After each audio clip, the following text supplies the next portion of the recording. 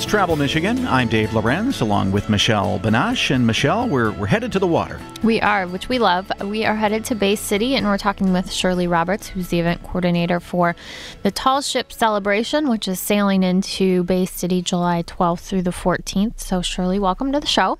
Thank you.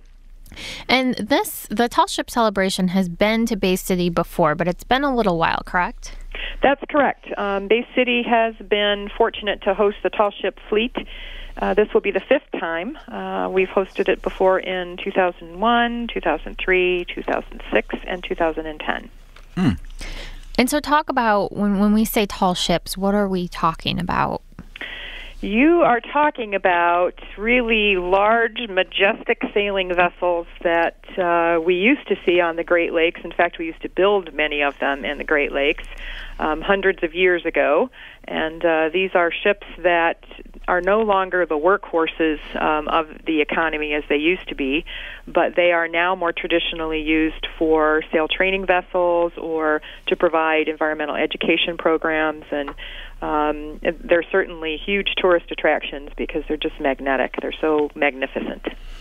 They really are beautiful to see, especially, you just see them in the Great Lakes, and from far away, I like to just watch them go by. It looks so easy to manage on the water. I'm sure it's not, especially with all those sails. What kind of crew do they typically have for these ships? Well, each ship is different in terms of its rigging and, of course, its size. But all of the ships that will be coming to Bay City, with the exception of one, I believe, all have professional crew. These people are, paid to do this for a living. But they also supplement their crew with volunteers and trainees, people who are paying for the onboard experience to learn how to sail a ship. Where do they come from? Where do these ships come from? The ships that will be in the Great Lakes this summer are coming from around the Great Lakes, and some are stationed along the East Coast. One will be coming from Norway, the Sorlandet. Wow. Will be coming all the way from Norway. And how many ships in total are going to be coming this year? We will have 12 ships total in Bay City. 10 of them will be tied at the dock and available for boarding and touring, and then an additional 2 ships, Bay City's own Appledore 4 and the schooner Hindu from Key West, Florida, will be offering sail-away excursions throughout the weekend. Now, when they're in port, of course, when you're on the sail-away, you get to be on board and take part in that whole thing. But if you just kind of want to walk on, maybe you're little anxious about being in the water on one of these big ships, can you actually walk through and get a tour of the various ships? You can, absolutely. The 10 of those ships will be available for touring, and most of them will restrict tours to the above-deck area because these are also home to the crew who sail on them throughout the summer. So you can imagine what it might be like to have 100,000 people through your house in a weekend. Yeah. It gets a little tight.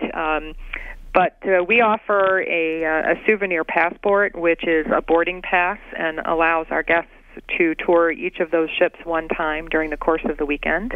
That's an $8 price right now, and it'll be $10 during the event.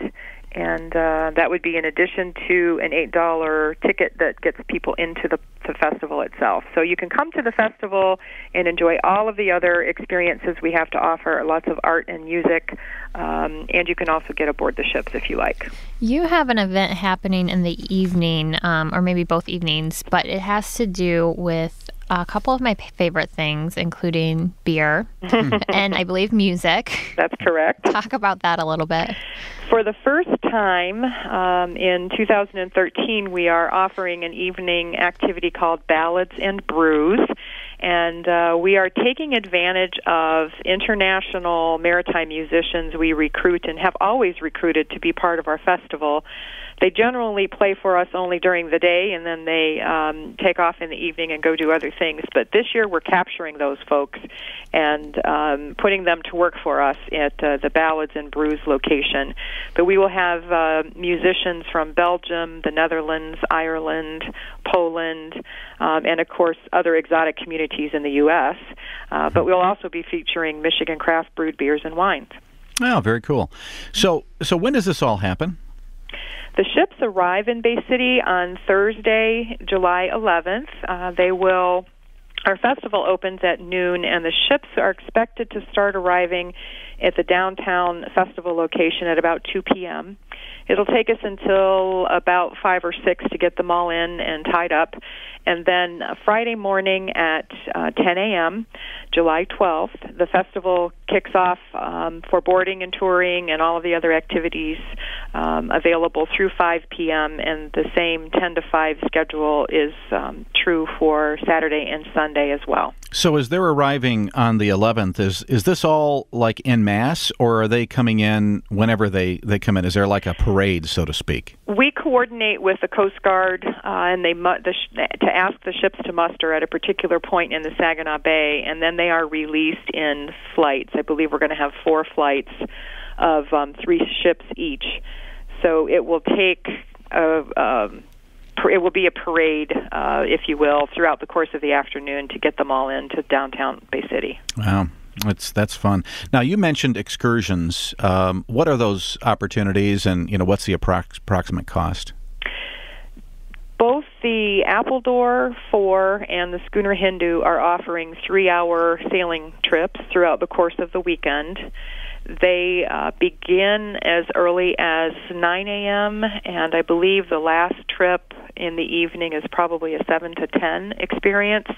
Some of them are simply sailing. Some of them include dinner on board, and the average price is probably about $60 for those trips. Well, we've been on the Appledore, and it is a lot of fun being on one of those big ships. It is. It's like not no other kind of boat that you can experience. Mm-hmm. I mean, it's a ship. It's not a boat, but yeah.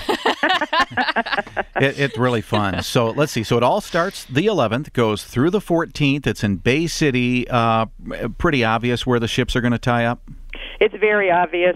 We have a really unique venue that lends itself so well to this kind of festival, in that we have ships tied up on either side of the Saginaw River in downtown Bay City. So kind of by the Doubletree Hotel, etc.? Exactly. Etc., etc. Oh, very good.